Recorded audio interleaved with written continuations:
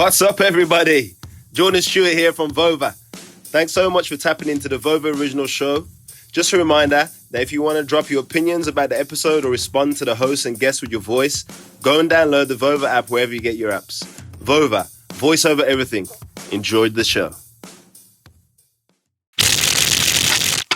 What's up, everyone, and welcome to this Friday edition of the Vover Sports Card Show. I am your host, Frank Hrelja. Today, I want to quickly recap Game 4 of the NBA Finals that happened on Wednesday night. I want to look forward to Game 5 of the NBA Finals tomorrow because it is having implications on the sports card market. And after Game 5 tomorrow night, I think we're going to see some big shifts. And once we're done with that, I want to talk about a football card play that I think is really smart right now. It might seem obvious on the surface, but with his card prices down, I think it's the right time to jump in. So looking at the NBA Finals, if we remember what I talked about on Wednesday's show, I talked about how difficult it is to score 40 in an NBA Finals game. If you look at most NBA legends, they did it once or twice over the course of their career. Well, on Wednesday night, we were blessed that we were able to see two guys score over 40 points. Chris Middleton had 40, Devin Booker had 42, Giannis had 26, 14, and 8, and Giannis had the iconic block. So it truly was a great game, and now we find the series being 2-2 after the Suns won the first two games. The series is now split, and if we look back to right when the NBA Finals were starting, everybody thought that the Suns were going to win, which made sense because we had no idea what to expect from Giannis. When Giannis went down in the Eastern Conference Finals, we all thought the worst and thought that the season was over and that he was going to probably be out for a year with a bad knee injury.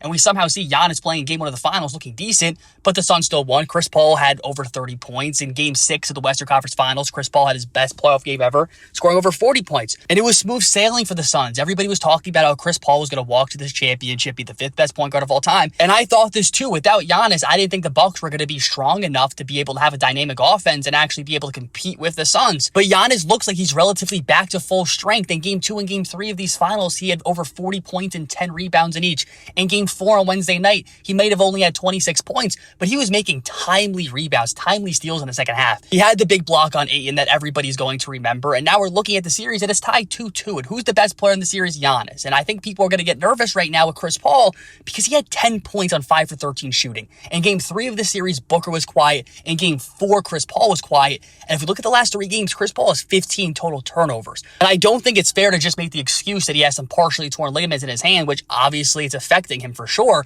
But this was known before Game 6 of the Western Conference Finals, where he had his best playoff game ever. He then followed up that amazing 40-point game against the Clippers to advance to the finals. He then followed that up with a really strong Game 1 of these NBA Finals. Chris Paul, the narrative around him over the course of his career is that he tends to come up short in the postseason. And this year it looked different. It still could change, and the Suns can still win this title for sure. But Chris Paul collectors have to be getting nervous, because I remember on the show a couple weeks ago, right when the finals were starting, we were seeing big sales for his cards. He had an exquisite RPA at an 8.5 that sold for over $10,000. We look at him and Booker, all-time high pricing. Devin Booker just had an NTRPA number to 99, sell for nearly $40,000 at a BGS 9.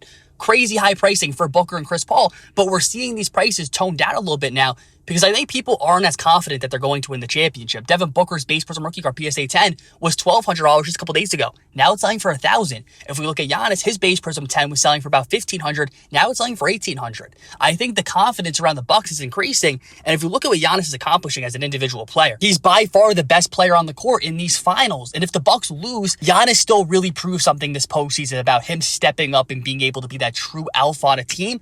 And if they win, there's massive upside because he's now a 26-year-old champion with 2 MVPs. But if you look at the flip side, Devin Booker's pricing was baking in that he was going to be the next Kobe. And if we look at Chris Paul, I was saying I liked his cards because I thought they were going to easily win the championship, and we were going to hear a month or two in this offseason of everybody praising Chris Paul. But if they don't win the championship, it's going to go back to Chris Paul being viewed as the 7th or 8th best point guard of all time. And even though Jason Kidd and Steve Nash are great point guards, people are just not going to be willing to pay that amount of money for their sports cards. If you own Devin Booker or Chris Paul cards going into Game 5, you need to ask yourself this question.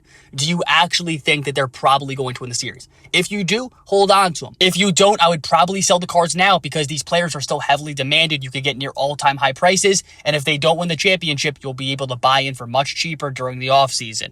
Now, I want to talk about a football play, not just the NBA today, because if you've watched NFL TV shows over the last couple weeks, the number one segment that's been discussed is what's possibly going to happen with Aaron Rodgers and the Green Bay Packers. But within the sports card community, community, nobody's talking about Aaron Rodgers, and I think that's a massive mistake. Adam Schefter this week has still been saying that Aaron Rodgers clearly wants out, but we've been hearing conflicting reports. AJ Hawk, who played with Aaron Rodgers in Green Bay, supposedly just visited him in Montana for a week, and he thinks that there's no situation where the Packers trade Aaron and that he'll be stuck on the Packers this season, but he will play for them. I don't think there's a situation where Aaron Rodgers holds out, so we're really weighing two options. I talked about Aaron Rodgers cards on this show 2 months ago. His Topps rookie card PSA 10 was selling for about $1,100. This was just a couple $100 off of the all-time highs, and this is right when the NFL draft was happening and there was tons of buzz, and I was a little nervous where those card prices were at that time because it just didn't seem sustainable if the news didn't hit that he got moved. Now we're seeing that card sell for $660, a massive discount. I'm seeing tons of football cards trending up with the season approaching, but Aaron Rodgers cards have been moving sideways or moving down in some instances. I keep thinking to myself, there's really only two situations. Situation A, Aaron Rodgers stays in Green Bay. They're a top 3-4 team in the NFC. They compete to make the Super Bowl, and Aaron Rodgers has the best wide receiver in football and Devontae Adams playing with him. He was an MVP last year, one of the best quarterbacks of all time. Even if he does stay, I'm sure there will be tons of rumors floating around that he'll want to leave after this upcoming season. If Aaron Rodgers were to stay on the Packers, I would still like his card prices today, just given how far they off where they were at the end of last season, and I think he has room to grow going into this year, but I don't love the Packers as a team, and I don't think I would be holding his cards through the season into the playoffs because I don't think the Packers win the Super Bowl. The situation that makes me really excited is the opportunity at hand if he were to get dealt. Over the last decade, we have seen two blockbuster quarterback moves, Tom Brady and Peyton Manning, where we saw an all-time great quarterback leave the team they spent their entire career with to go to a new place and win them a Super Bowl. You don't have to buy the Aaron Rodgers card and wait till the Super Bowl happens. But if Aaron Rodgers, we find out he goes to the Denver Broncos, or any new team for that matter, we are going to see tons of hype come Aaron Rodgers' way because it would be one of the biggest moves in NFL history. It should be clear to all of us that everyone in the sports card community loves speculating, loves thinking about the future, what's to come. That's why when we look at Matt Stafford cards right now, his card prices are 10x today what they were a year ago when he was entering the Lions. Why? Because it's way more exciting to think about the upside with him with the Rams,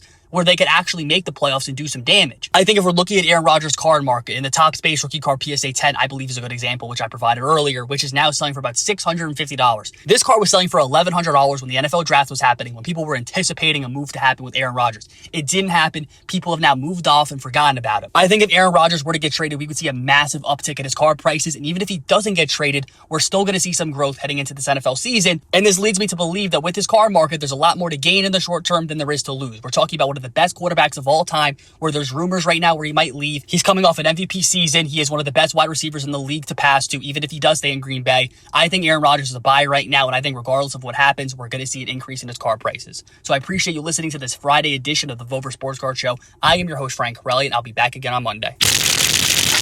Vover